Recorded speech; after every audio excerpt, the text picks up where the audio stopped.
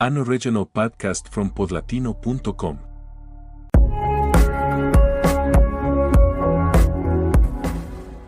There's something most of us have witnessed at some point. Someone walks into a room and, just by the way they carry themselves, the way they talk, the way they're dressed, they make an immediate impression. We don't know anything about that person yet, but somehow they already seem commanding, confident, powerful. The image works before the words even arrive. And for a while, that image is everything. But there's an enormous difference between seeming like something and actually being it. A difference that shows up, sooner or later, almost always in the most unexpected way. That's what one of the oldest known fables is really about. The story of a donkey who found a lion's skin. The donkey lived in the countryside, like any donkey would.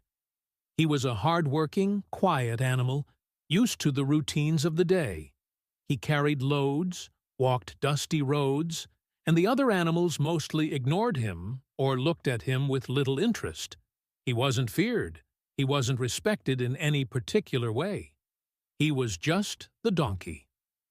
One day, while walking down a lonely path, he found something strange lying in the bushes. It was a lion's skin. Large, dark along the edges, with that texture no one could mistake. The animal who had once worn it was, without question, the most powerful creature in that region. The donkey stopped. He stared at it, and something inside him started turning. What would happen if he put it on? He didn't think about it for long. He slipped his head through, stretched out his legs, adjusted the skin as best he could, and began to walk. At first, nothing happened. But when the first animals spotted him from a distance, the reaction was immediate. They ran. A hen bolted without looking back. A group of sheep scattered in seconds. Even a dog that usually moved with confidence slipped away without a sound. The donkey couldn't believe it. Nobody had ever looked at him like that before. Nobody had ever reacted to his presence that way.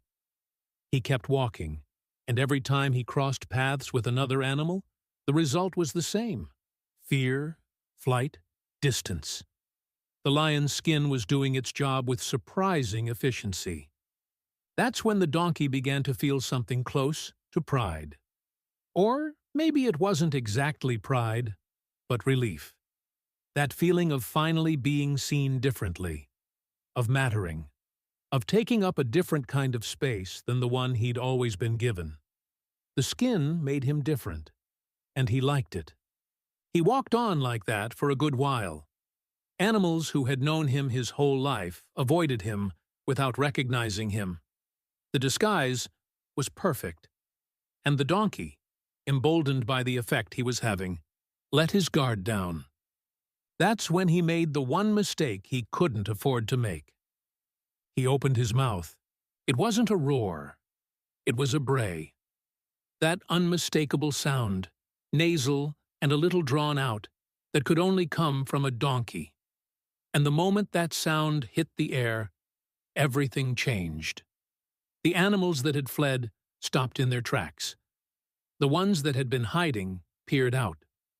The fear turned first into confusion, and then, quickly, into something closer to mockery. It wasn't a lion. It was the same donkey as always, wrapped in a skin that didn't belong to him. In different versions of the story, it ends there, or with some consequence that varies depending on who's telling it.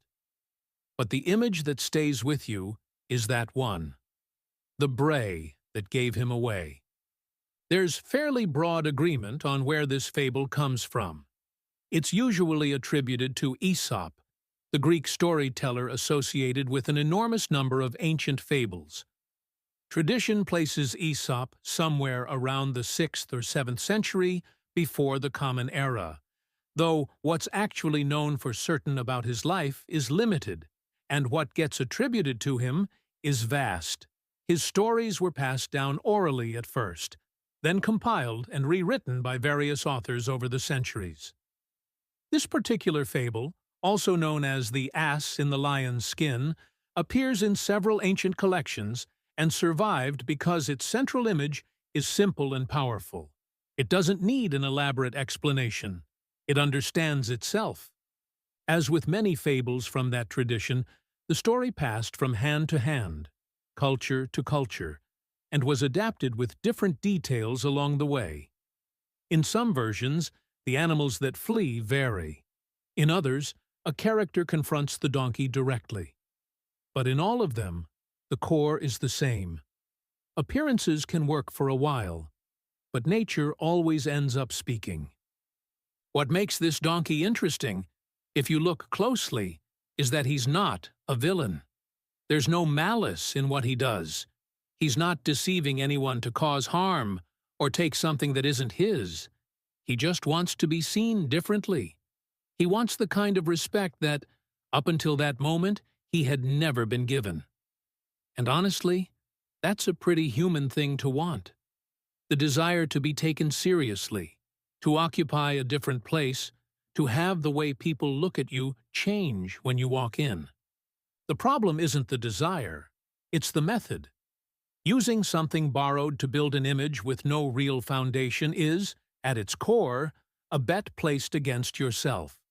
Because the skin doesn't teach you to roar, it only covers, and what's underneath stays exactly the same as before. This plays out today with striking clarity. In many contexts, appearance has become almost a currency. Entire industries are built around the idea of projecting a specific image. Success, confidence, authority. Carefully curated profiles, technical language that sounds impressive, credentials dropped before anything of substance follows. It's not always intentional deception. Sometimes it's simply the fear of being seen for what you are before you've become what you want to be. And for a while, it works. Just like the lion's skin worked. The other animals ran. Nobody questioned it. The image did its job. But sooner or later, there's a moment when you have to do something, say something, solve something. And that's when the skin isn't enough. That's when what you know, what you can actually do, what you genuinely are, takes the place of the image. And if there's nothing behind that image, the bray comes out on its own, without anyone looking for it. There's no way to avoid it indefinitely. Not because the world is fair or unfair, but because real situations demand real responses. A skin can change how people see you.